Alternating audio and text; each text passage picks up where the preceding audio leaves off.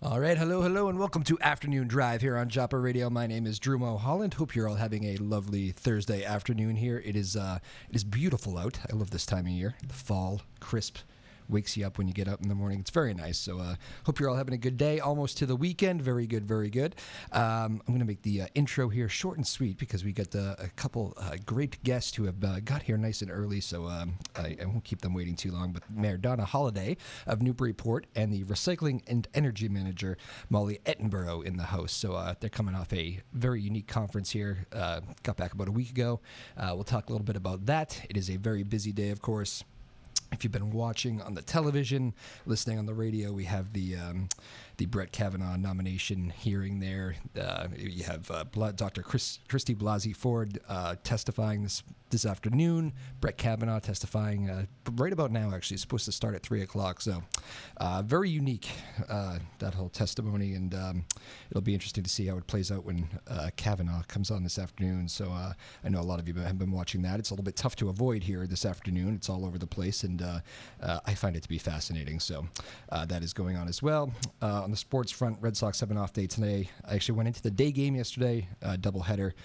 Lovely day for baseball. And I went to the game where the Sox won by a lot. It was a nice afternoon there. The Orioles, not very good this year. Historically bad, actually, the Baltimore Orioles versus a very good Red Sox team.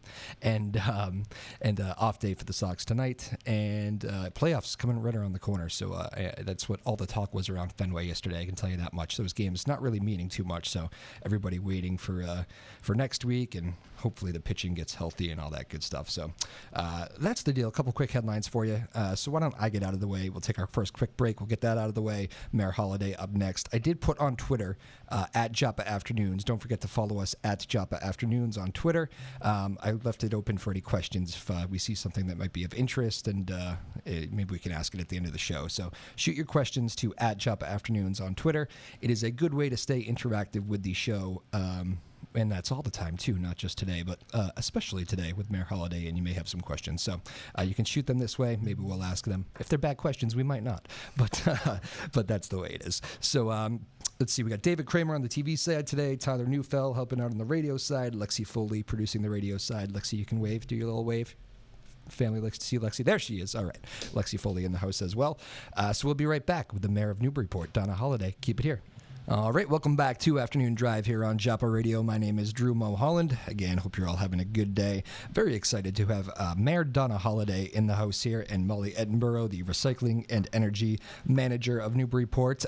First time on the show. First time, well, I met you before briefly, but first time I'm really getting to meet you too. So how you doing? Very well, thank you. Thank you very much for coming on. It's very nice of you to make some time. I know you're very busy. Well, always. Always, yes. It's kind of the life, right? Yes. Well, a three-term mayor now. This is a bit of a long run here. In this changing political climate, four-term mayor. 2-2. Now I'm in my second four-year term because they changed the charter. Oh, that's right. 2 years. So that's right. Two-year terms. And now I'm in my second four-year term. There are not too many decade runs going. Well, I mean, there are some, but with the changing political climate, the decade runs are a little bit few and far between. Must be something you're proud of. Well, yes. I mean, there was so much that had to happen in the city. Yeah. And, we had such a revolving door of mayors and superintendents, and so it was really difficult to be sitting as a counselor for those terms and watching so little happen in the city, and we just kept studying everything, right? Right. We studied everything. And then the charter changed. Yeah. So that helped. Yeah. Absolutely. Yeah, that changed a lot. Still enjoying it like you did? Always. Always. Just, checking off things, watching the garage going up, and just really thrilled that, it looks really great. it looks really, it's nicer than, I knew it was going to be fine. It was going to be, fit in well with our downtown, but it's even nicer than I thought it was going to be. Yeah, the naysayers are even admitting that it looks really nice. The naysayers. You guys have naysayers? Yes. Oh, no. Naysayers in Newburyport? Oh, come on. Well, we have a lot to talk about today, obviously. But I do want to get your thoughts. We were just talking off the air that you made a joke that we have some real competition today because we have the testimony on Capitol Hill. So I'd be remiss not to ask you just your thoughts on the nomination of Kavanaugh here. And it seems like something new every day. It seems like this is quite the drama that's playing out. But just your thoughts. The story of our presidency, something new every day. That could be a title of it. Yes, it could. Something new every day. Yes, yes, yes. Your thoughts, though, as a leading voice here on the North Shore? I am, very, very concerned about the testimony. I thought Dr. Ford's testimony was incredibly credible, and think she was incredibly brave to come forward to tell this story. And through the questioning, it was very clear that other people had information about this event. It didn't just materialize because he is being reviewed as our potentially next Supreme Court justice, and anxious to see how he testifies this afternoon. Yeah, absolutely. I think it was, you just said the same thing that Chuck Grassley said, who is a big defender of Kavanaugh, but he ended ended the first session today by saying goodbye to Dr. Ford, thank you, and thanked her for her bravery, which I thought was interesting, because usually you do not thank somebody for their bravery if you do not believe them. And he has never said that he doesn't believe her, but he has certainly been a big Kavanaugh defender. So I thought that was quite a striking moment today, those terms that Right. Grassley used. It is interesting, too. I don't think young people, my wife teaches young kids, and she was, kind of picking the brains of them and just wondering if they knew what a Supreme Court justice, how important it was, and what they mean, and how these swing votes can really change the course of so many things. And she said, you wouldn't believe how there's kind of like a lack of knowledge and a lack of caring for some of the young kids, and it really is so important. It was almost worrisome. She teaches very young kids, so it's not, we're not talking high schoolers here, but it is such an important thing to have a Supreme Court justice. No, absolutely. There's no question about it. And, the fact that these are lifetime appointments, Oh, yeah. Kavanaugh could potentially be on the court for 30 years, and what that could do and the impact that could have to, our country is really significant. This is, really, really important decision. And, I think the time should be taken to, vet this position appropriately. Which is exactly what our governor just said on Capitol Hill. It's very much fallen on party lines, support for and against Kavanaugh. But Governor Baker, a Republican, just came out today and said there should be an investigation too. So he is not necessarily falling along those party lines, and that was even before this ended this afternoon. So Governor Baker, good relationship with the governor? Yes, absolutely. Yeah. Very good relationship with Seems Governor like he's Baker. a well-liked man in Massachusetts. He's great. And I think one of the things that I think is really significant about the Baker-Polito administration is both of them come out of selectmen, municipal worlds, so that they really understand the needs and the importance of, the cities and towns across the Commonwealth, and have been real champion of grants and programs and support. It just started when they were in office, just a month, 6 weeks when we started. Not even that, because that 2015 winter where we were hit with 10 feet of snow in 6 weeks, and we got absolutely killed in Plum Island, where we lost a good part of the air vac sewer system, and we were evacuating people into hotels, and you could whiteout conditions. There were times you couldn't even get on or off Plum Island, and they stepped up in a huge way, sent support from Pennsylvania DPS to come out and work with us for a few weeks, and checked in every single day until we were returned to baseline. And I think they're doing the same thing in Merrimack Valley. We had a mayor's meeting yesterday, and it was really nice to see Dan Rivera, and mayors came around him, and we just applauded his leadership, and what he's dealing with there is pretty remarkable. But again, you saw the governor and lieutenant governor there providing all the supports that they need in order to deal with this devastating situation. Exactly, and that is also on my list. And since you walked me there, we'll do it. Just being a neighboring Newburyport, you must have felt that. You're saying Lawrence Mayor Rivera, and we were out at this conference, which we're going to talk about in a few minutes, and my phone started. I promise I will get to it. My phone started blowing up literally, and I was like, "What is going on?" And so my first call was to our emergency management director, and mutual aid was en route. Of course, our You're police probably and thinking fire. This could be be happening here, right? You're trying to figure out. You don't know what. I it want to is. know where. I wanted to know which company, which lines were we connected? Were we at risk? Is this next? Was it sort of this domino effect as you watched it, spill over into neighboring communities? So I, my contact at National Grid immediately picked up and said, no, it's Columbia. You are not connected in any way, shape, or form to the system. Newburyport's fine, but people are still anxious now about gas, and so we will be, after things settle down, and of course they're supporting the restoration period, with Columbia and with offering the supports that they can, and so once everything settles down, they're going to come and do a public hearing or public meeting here just to talk about our system needs, monitoring, those kinds of things to make people feel a little more comfortable about gas. What is the mayor mindset there when you're away? You get that sort of news alert or text message. What do you immediately go into drop everything mode and start making the calls you need to make? Yes, absolutely. And what's the first thing? You want to notify your community? Is that what you want to get first the word I out need there? information. Yes. Because you don't want to get on the real information. Yeah, you don't want to get on, Right. and start, making statements and asking people to put things on the web until you have, details. So the first call was, as I said, to Emergency Management Director, our Fire Chief, Chief LeClaire, and he was actually en route to Lawrence at the time and was able to, relay some information to me, and then next call, of course, was to National Grid, and then from there we were able to make a posting that we weren't connected, and then I reached out to town manager in Andover, who used to be my former chief of staff, Andrew Flanagan, and to Dan Rivera, just to let them know we have mutual aid coming, but anything else you need, don't hesitate to That has really been the thing for me that I've noticed coming out of this all, and I mean it's a very sad story. You have all these people that are struggling still and will be for a long time. We're talking and cold businesses. showers and businesses. Right. I mean, think about that. Not being able to take a hot shower for months. It's crazy.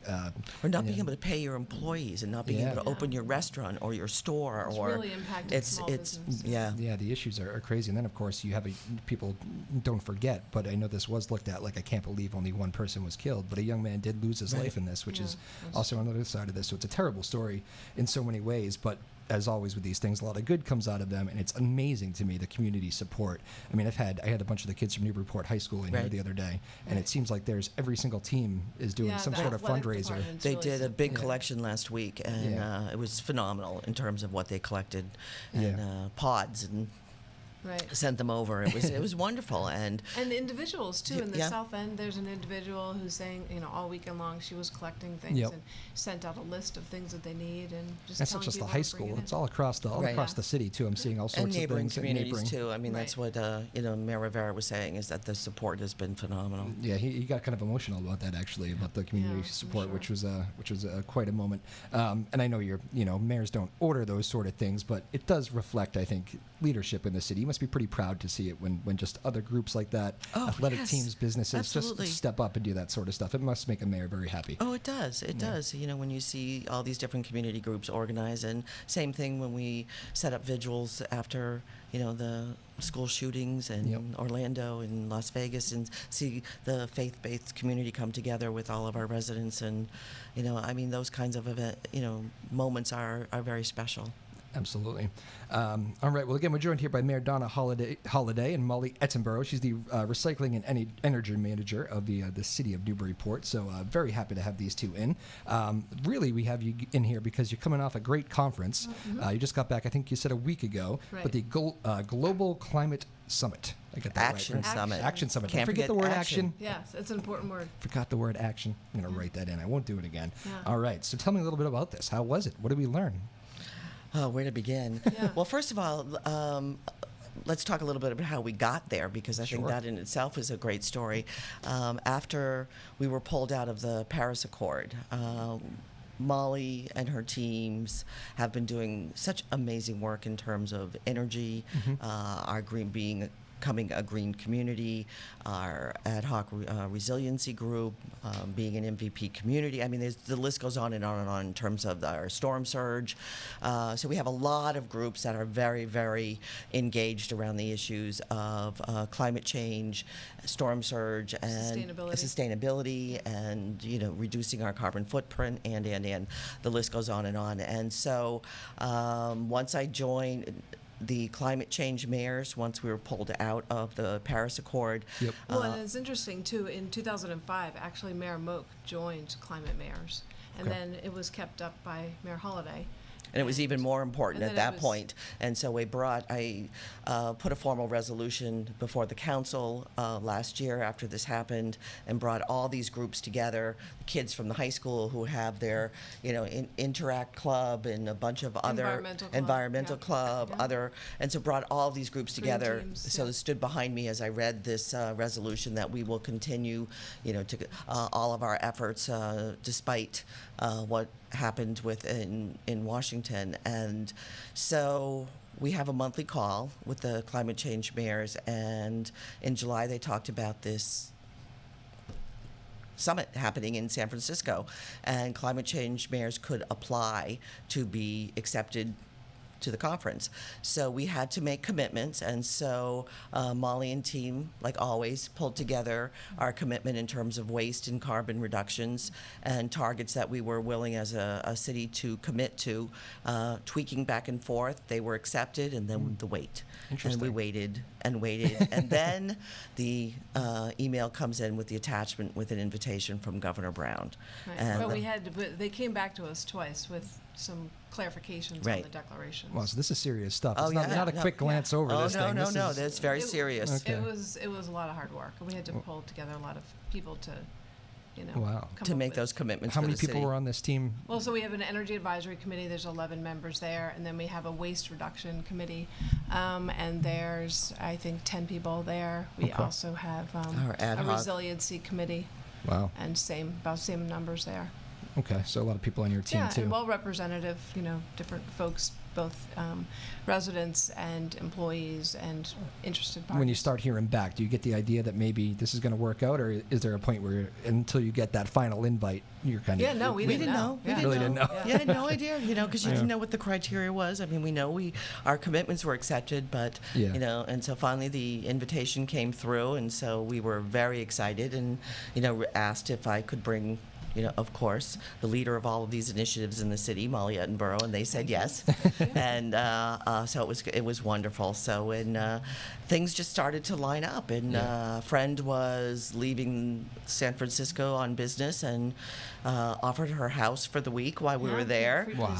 So we had a free place to stay. The conference was free. They fed us while we were there. So that's how you do it. Because again, you also want to be sure that you're not placing undue burden, on taxpayers for it, because this could potentially and the Muni whenever we could. We took and walked, and so we, again, this was for what we learned and the experience. It was a very, very cost efficient. There's no question about it. So, and you just hinted it must be an interesting group to be amongst when you have. Let's face it, this White House is not exactly the most climate-friendly, green-friendly administration we've ever seen. Not at all. That may be an understatement. It's definitely an understatement. We haven't heard much from them lately, but...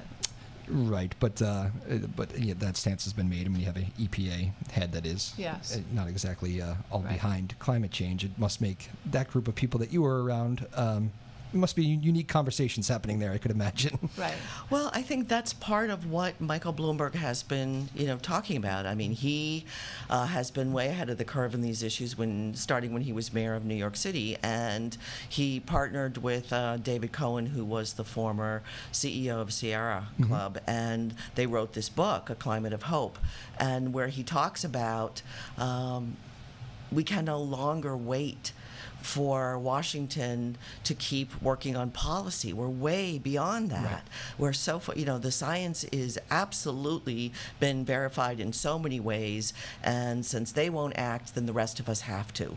So that's what he has been doing with his, philanthropic arm of his companies, and, worked with Governor Brown to organize this amazing conference with thousands of people. We're talking, municipal leaders from around the world, mayors from, every continent were there. The mayor of San Francisco held a reception for us, and I'm meeting, the mayor of Warsaw and a mayor from Australia and from South Africa, and and we're all dealing with the same things, which is really interesting and listening to these panels. And so the whole point of the conference was for people to make commitments on the actions they will do. Right. Because I think one of the most important things that I walked away from was every day, every single one of us, every decision you make can have an impact. Yep. And so collectively, when you put all of these people together from all these countries across the world,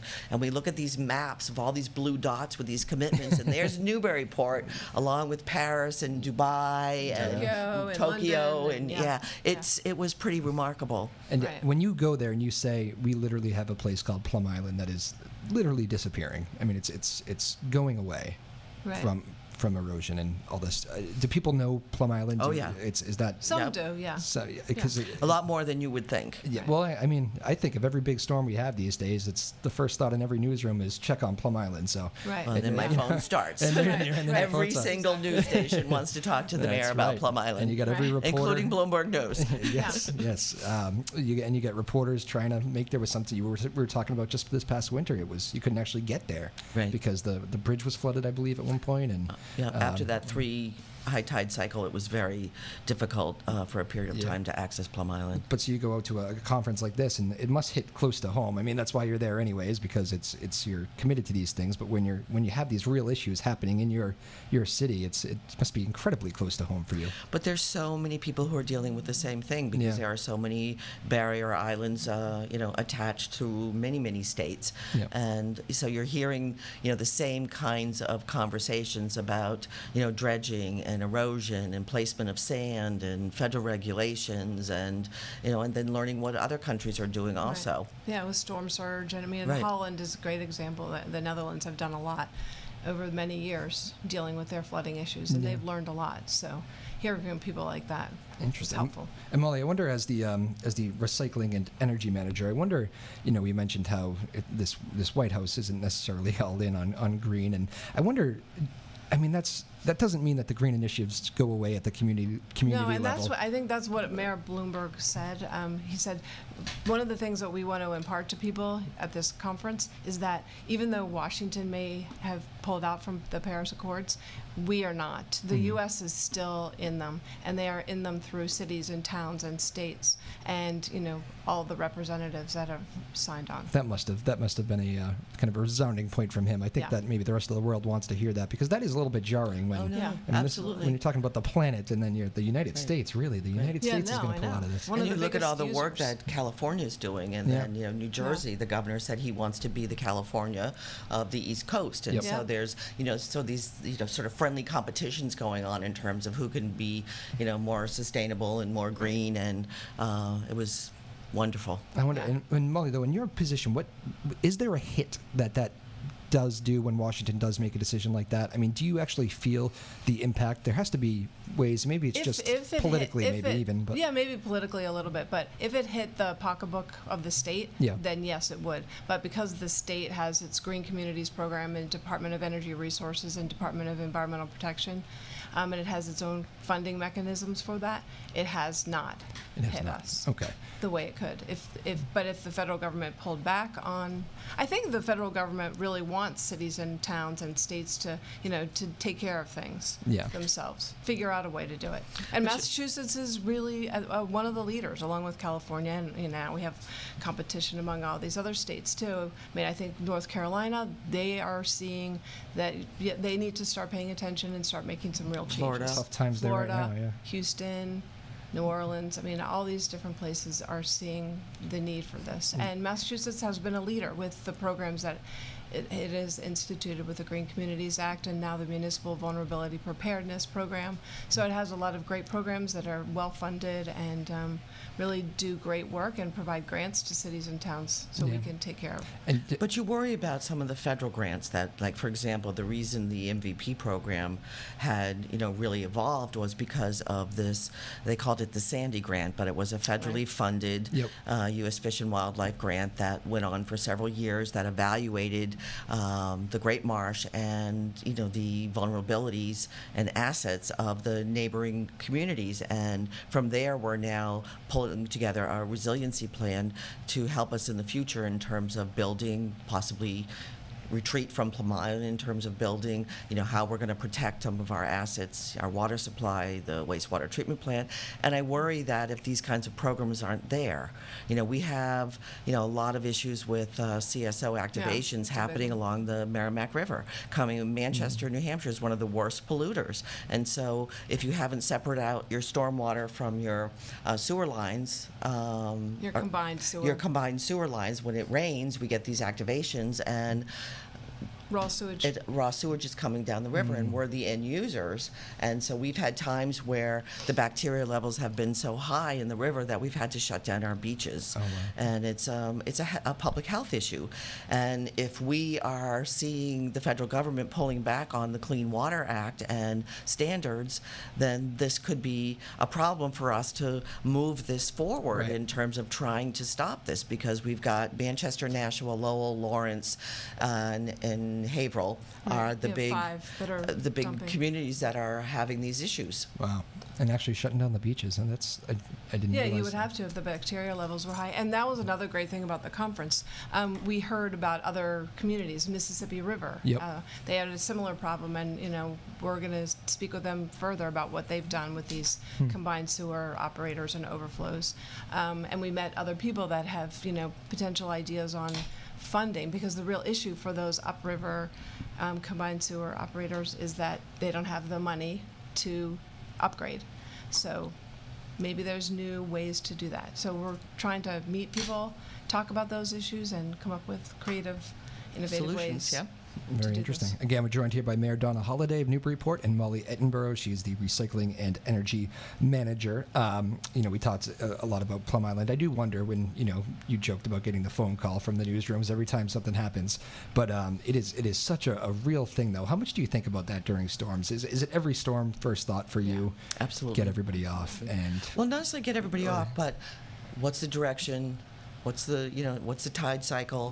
What's the surge? She has a meeting at every storm. There's a meeting of emergency management personnel. They all meet and they talk about all these Everybody details. Comes together. The hospital, depending on how intensive the storm is coming, it always involves a Coast Guard, public safety, DPS, senior center, because we, again, want to just check in, be sure we've got police, fire, everybody together to talk about what's coming. And sometimes we have to take it to another level, especially if looking at where are we going to open shelters, all that kind of thing. Absolutely. I mean, it's such a beautiful spot, which is, some of the best views. That's why people forget when summer comes.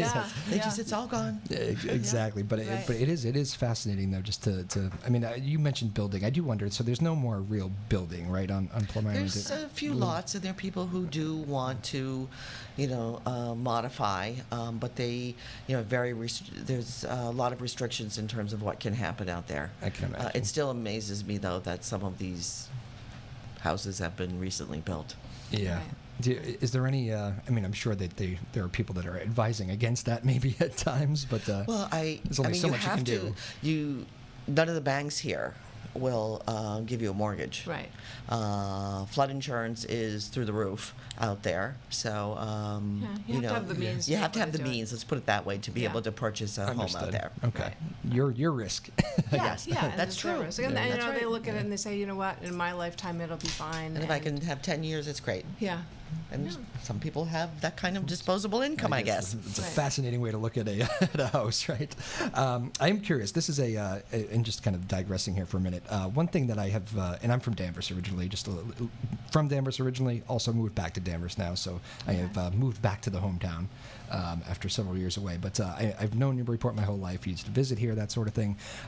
What is fascinating to me is that you have like the very blue-collar worker that can live here and does live here, and whether you make a living on the water or whatever, but you also have this group of, you also have professional athletes who are moving to town here, and there's a very diverse young people my age. Like Newburyport is a fantastic place to go hang out, to go walk the city, just go hang out for a day. It seems like there's a very diverse group right now in Newburyport, just even walking the streets, and that's my very unscientific way of just looking at it and saying this is a very cool place to be. But just your thoughts on that, of Newburyport being a very welcoming hub. Well, I agree with you. I grew up in Marblehead, and I was actually at a high school reunion on Saturday, and one of the organizers had just been up at the farmer's market. He said, "I can't believe how welcoming and friendly your city is. Everywhere I went, people make eye contact, they say hello." He said, "Why isn't that the way it is in Marblehead?" And I said, "I don't know what to tell you about that." Well, the rail trail, I think, has a lot to do with that. He just saw such a difference. He said, "Wouldn't that be an interesting study to, historic seaport communities and, and just sort of the social, the friendliness status, I guess you will, or quotient." And I think that's true, and I'm not sure why, but well, I think the rail trail. It's a dog-friendly town. It's a walkable town. It's very dog-friendly. So it's really dog-friendly. I think it's got one of the highest number of dog owners in the state. And it's got the rail trail. It's got walkability. It's got art. It's got history. It's got beaches. It's got natural the waterfront, resources. nice it just parks. has so much, so it draws a lot of people. And I think people appreciate that. And when they're here, why wouldn't you be happy? Because there's so much great stuff. Absolutely. And I think that's a lot of people are downsizing. And moving here because they, I think once, I really think we started getting on the map after the new elementary school was built and the senior center. The senior center's big. And which is attached to this building, because for people those of you who don't know. drove by us all the time. They went to Portsmouth, they went to Portland, nobody came to Newburyport, and then all of a sudden it was like, Newburyport. Right. We were just all of a sudden. It's true. We were on the map, and then, people were. I've talked to a lot of people that's taken them years to be able to find the right house or get in at the right time, because houses are turning over so quickly here, and really wanting to be here. So we're trying to build more affordable housing, some more rentals. And that seems to be a success, actually. It seems like that people my age, I know, I'm 30, 31, but I had never really thought about living in Newburyport just when I was growing up. But I have 4 friends right now who live here and have started families here. They weren't planning on necessarily staying here for a long period of time, but now they live here, and 2 of them have kids, and the other 2 are close to it, so they're going to be here for a long time. And it's interesting that people have found Newburyport. It's just interesting to me. Yeah, I think it just has a lot to offer. Right, it does, and that downtown is beautiful. Yeah. I took Labor Day. We took the big hound dog there, my wife and I, and we were walking the streets, and probably every other business, at least every other, it might be more than that, has the dog water out there. I know, it's such a dog. It's very important to dog owners. We like. It is. But it was just a very nice walk. So I don't know, just interesting. I thought it was the whole thing. I think the train being here, transportation. Yep. And how walkable it is. I think it has a lot to do. And then historic preservation. Who wouldn't want to see this beautiful city? And you have a lot of just events too. I know I saw on your website there, you made a comment thanking everybody for the River Fest there, and thanked all the organizers, police and fire. And those things aren't very easy to put on, are they? Oh, no. That was a big worry. That was a big worry, because that was, I think, the largest headline band we've had in Philip Phillips too. Plus Bare Naked Ladies. So we haven't had. Do you know that these youngsters here had never heard of the Bare Naked Ladies? Yes, I know. Oh, really? No, I couldn't believe it. And Tyler, who's a musician, young guy in there, never heard of him. Really? Made me feel but they know old. Philip Phillips. Well, they knew Philip Phillips. But anyways, I digress. Sorry. That's okay. That's okay. But what does it take to put those things on? Because I know it is not easy, and anybody who says this is really, it's really the Chamber and the River Fest. Yeah. The river, the 92.5. The river. The river. Yeah. Right. the radio station. Who do this festival, and I think we were in year 13 or something. But I think the difference this year was knowing how large this event was going to be, and working with the chamber around satellite parking was huge. And that made all the difference, because controlling the parking and getting people in and out and keeping the roads open and the neighborhoods free of a zillion cars, it made a real big difference to just people being okay with it. What is that? Just plan? Is that the deal? Just going to be prepared? I would. A lot of planning, a lot of meetings, a lot of communication. A lot of extra police. Is that? Absolutely. Always for those things. And then we have because we belong to various organizations, you can go down and get certain pieces of equipment to put barricades in downtown. Closing Merrimack Street was really. Great. At the bottom of Green Street. That was really important. So is this one preemptive meeting that you start with and everybody gets in the room? All right, what are the big things? Give me the top 3 things we got to do to make this work. Well, we've pretty much got it. You got it down now? We've got it. 4 terms. We've got a list, but... everybody's got their jobs. And so, but as things get bigger or change, you begin to tweak your list. Like, we know we need more satellite parking, we need more buses. There's certain things that we know we need. Right. But for the most part, I've heard, pretty good feedback from downtown in terms of the restaurateurs in particular, that they were packed at the end of the event. So, it's nice to hear they ran out of food. We like that. That is good. No, that's always a concern. You don't want the impact on the town to be so much. We saw a lot of people getting onto the shuttle buses with bags, from shops, so we like that. That is good. Other people said they couldn't wait to come back. So an event like that also gets people to remember about Newburyport. Lieutenant Governor was here for a little bit of the day, and she was, do you know how many communities would just give anything to be able to do an event like this? Well, that's very nice praise. I wonder, I was thinking, just because we just mentioned the police force there, I remember something Mayor Menino said when I was a young man in the WBZ newsroom one day, and he said, every good mayor has a good relationship with his police chief and the police department. Like, you have to have a good feel for that. And of course, I'm not going to do my Mayor Menino impression, but he's all energetic about it, and he was saying that in the newsroom, and he always loved his police chiefs. I don't hear too many negative stories about, this is always something these days with the police departments and, videos that are coming out, and whether it be, hopefully not shootings, but just issues on the beat. And it's a tough job, and it's there's the NFL controversy right now with Colin Kaepernick, and being a police officer in 2018 it's a loaded job in many ways. I wonder your relationship. That was a bad choice of words. Given loaded. Well, yes, that is a bad job. Yes. I know loaded because it's just we haven't seen this type of assault on police officers, and that's very frightening. It's a very different feeling, isn't it? Yes. Then I'm glad that we live in a place like Newburyport, but it was down the Cape. So you never know when you could be confronted like this. So certainly. But they thought about it with the planning of Riverfest. That was definitely a thought. I mean, they had to think about that. Well, we always do. Yeah. I mean, that's why we did the barriers and all of those kinds of things. But I mean, in terms of the relationship, how's the mayoral police department relationship? Is that something? Are you talking to the police chief every day? Is that or just a couple times a week? How does that work? Yeah. And depending on what's going on, it could be even more than that. Even more, yeah. Yeah, but it's really important to have with our emergency management director, fire chief, as well as we call him a marshal in Newburyport, not the chief. It's an old term that's been carried over the years, and I guess has some access to getting on boats, which is why they're marshal. Fun fact. That's I'm not sure if that's 100% true, but that's a historic name. But certainly. I remember many, many years ago that things weren't all that good with, particularly youth and police in our city.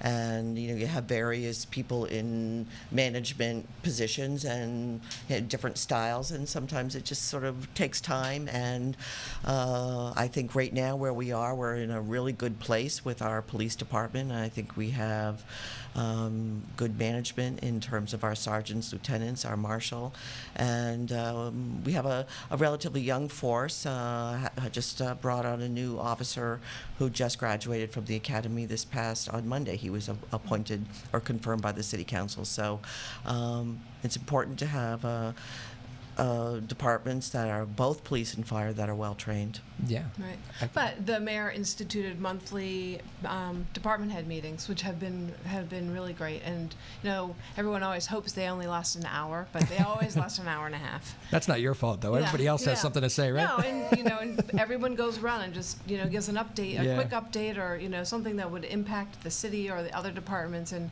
so there's this open communication between all departments. Was that just a way to create communication lines? You felt like there needs to be more talking? Yeah. Yep. And no, it's been really good. It's been really, really good. I can imagine. Yes, but thanks, Molly. Well, no, it's true.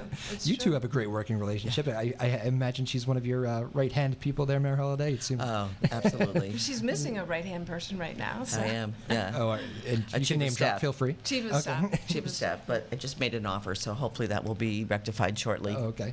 Yes, Lexi.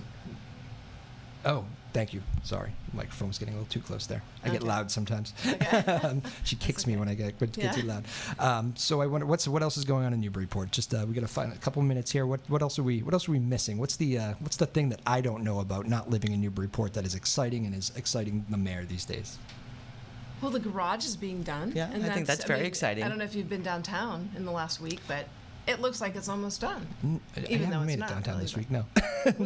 You got to take a drive by. Yeah, you have to go see no, because it's really I've been describing it as grown-up Legos. Yeah, because these are all precast structures from this company in Shaftesbury, Vermont, where they come on these huge flatbed trucks, and the big cranes there, and it just picks it up, moves it, and these guys are incredible. And they lock it into place, and then the next one comes in, and I've seen them waiting for their call on Scotland Road. The guys are on the back on their flatbeds. Yeah. Sort of waiting for is it my turn yet? Right. But what was that? Can you see that impression again? That was fantastic. Yeah. But again, this was 3 decades we fought about this. This is what we do all the time in the city of Newburyport. I told the story last night. Actually, we gave out awards for the people who donated money to help fill the gap with this building of the senior center. I found an old wilted letter from 1968 that said, the mayor at the time said, you will find land, design, and build a senior center. 68. We cut the ribbon in November of 15. Oh, wow. And we had 12 other sites in between that people kept looking at, but it takes us a while to get things done. So that was part of the reason why I threw my hat in the ring and really wanted to try and advance so many of these failed projects. So the garage was, again, something that we had been arguing about for studying and debating for 3 decades. Do you think we can get you in the mix to fix some of the big dig projects that still aren't finished there and get the Boston traffic going a little better? The traffic is awful. I had to go to Braintree yesterday, 2.5 hours. It's crazy. It's awful. It's the one benefit of working at 3 a.m. is no traffic. Beating on both sides. Right. But that's crazy. It's a very long project there. I'm glad to see it almost done. When are we thinking officially? Well, they have till March to finish, but I have a feeling it might be a little bit before that. Okay. But the whole reason for that was because we have been fighting about our central waterfront, those dirt lots, yes, behind there, and we're now finally getting to the point where the Newburyport Redevelopment Authority will be dissolving and transferring their land, which is in of itself its own controversy, but most of it will go to the Waterfront Trust. So we're in the process of finalizing that piece, and then ultimately can remove some of the cars and more open space there. But that's been a long time coming too. Gotcha. I am, again, Mayor Holaday. As we talk here about all sorts of things, one thing just struck me. It wasn't even on my list, but I was just thinking back to, you happened to mention November, and I was thinking back to the last election. And you had a bit of a close, it was a competitive race last time around here in Newburyport. I remember covering this one. People were watching this one just to see. And I wonder, what's it like gearing up for another campaign? You've been through them all before, so you start to, I guess, maybe learn the tricks, as Tom Brady says. You start to learn the I guess, what does he say? His expression is like, the answers to the test. That's his expression. You get to learn the answers to the test by the time you're my age, Brady always says. But do you get rejuvenated by the campaigns? Do you like the challenges, or would you just... I think one of the best things about campaigning is that it puts you in the neighborhoods. It puts you walking, knocking on doors, talking to residents, and I think that's something that is hard to do, every day when you're busy running a city, but you sort of put it in your schedule, and you have to be out there all the time, knocking on doors, talking to people, doing coffees, meeting with people, getting feedback, and that's really important, during campaigning. And it's also really important to surround yourself with good people. I can imagine, and then somewhere Molly smiles over there. Yeah, absolutely. But do you enjoy it though? Is it a drain? Is it a grind? Probably partially. Well, it's both. It depends on how any given week goes. Especially with what's happening in your work life, and then what's happening in campaigning. But for the most part, you just get into that headset. You're going to do 16-hour days for months on end, and when it's over, it's over. So you just have to work. 16-hour days. Or more maybe. Sometimes more, but it's the nature of what it is. But there is one other thing I just wanted to bring up before we close, was the shared use path at the Whittier Bridge. Okay, yep. This is a big project. This is a 5+ year project, to $300 million accelerated bridge project, which wasn't so accelerated, but I don't know. But I digress. Amesbury, Salisbury, and Newburyport really worked hard to successfully advocate for mitigation, and we were able to convince the state to build a shared use path. And this is the first of its kind in our state. And so you'll have your 8 lanes of traffic, but from the northbound side, from Park and Ride and Ferry Road, eventually there'll be an access point from Amesbury by their visitor center on Old Ferry Road, or Old Merrill. But we will be able to connect all 3 rail trails now, which is very exciting. And so that ribbon cutting is coming up the end of October.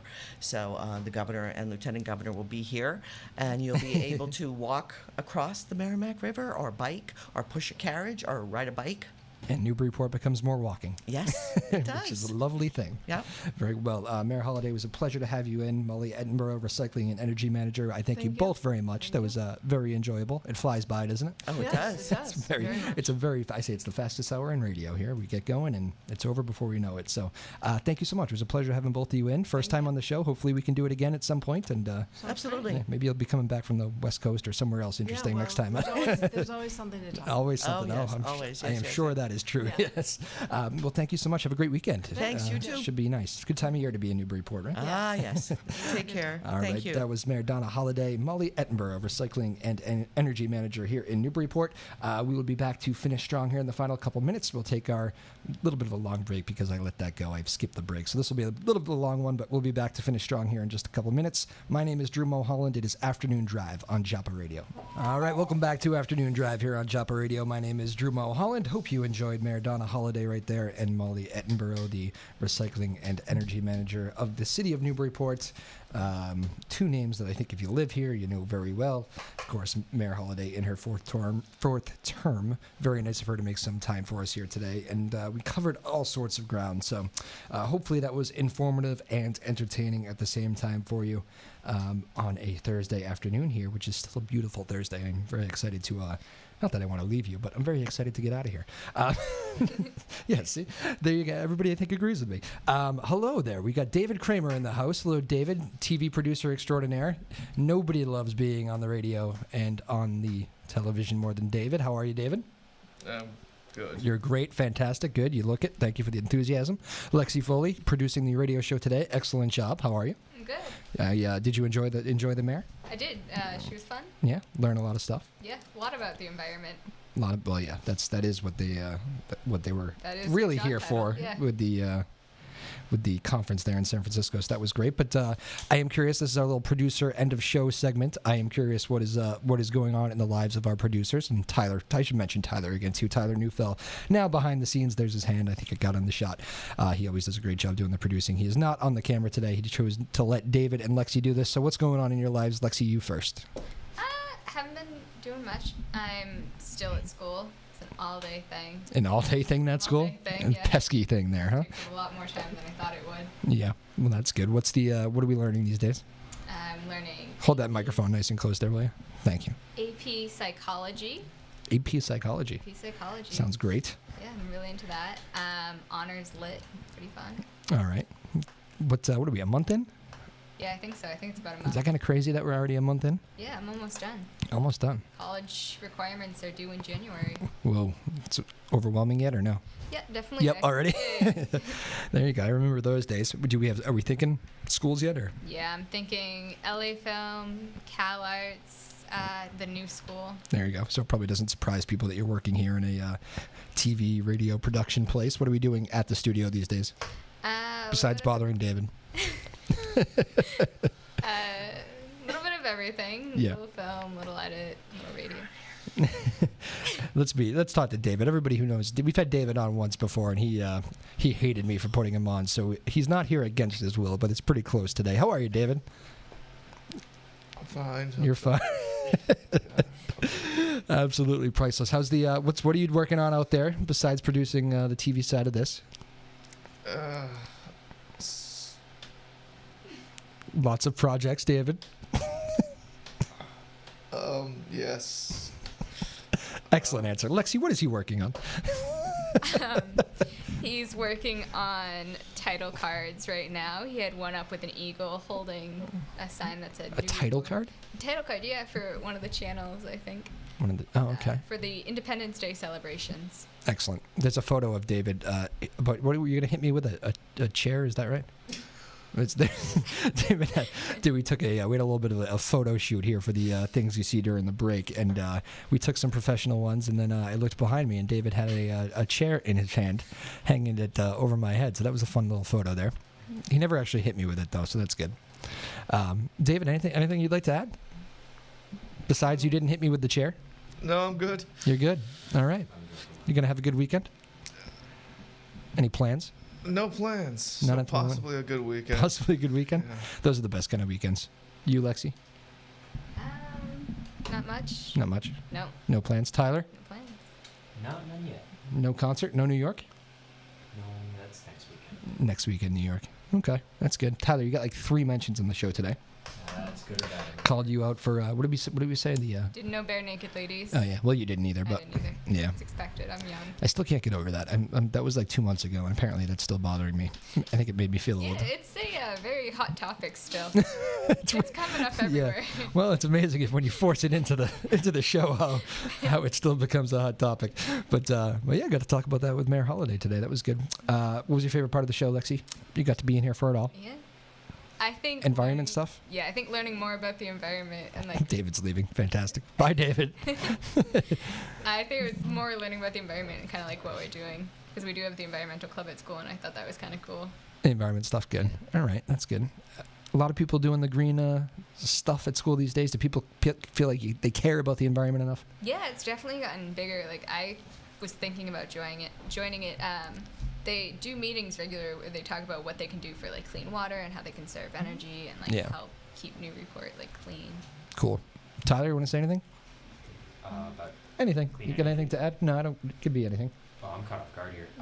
I like catching you off guard. I have a hole in my sweatshirt. He's got a hole in his sweatshirt. That is what Tyler has brought to the table today. Very good. Excellent shirt. I like that sweatshirt. It's an Alaska Thank you.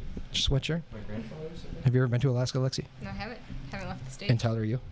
I'm planning on it. Planning on it. Very good. All right. We're all going to Alaska. Excellent. That was a fun show. Mayor Donna Holaday, thank you again very much. Molly Ettenborough, Recycling and Energy Manager. We enjoyed that very much. They are fresh off the Global Climate Action Summit out in San Francisco, which they had a lot of information. They brought a lot of information back here to Newburyport, and very cool catching up with them on a variety of issues today, from Brett Kavanaugh to the gas explosions to the green environment, and just talking about Newburyport in general. So it was a lot of fun. We appreciate it very much and look forward to having the mayor back on again someday soon. Thank you, Lexi Foley, producing the radio show today, and our last guest, Tyler Neufeld, and David Kramer, who is no longer here. Everybody have a great weekend. We'll be back here next Tuesday, same time, same place. Joppa Afternoons is the Twitter handle, @Joppa Afternoons. My name's Drew Moholland. This has been Afternoon Drive.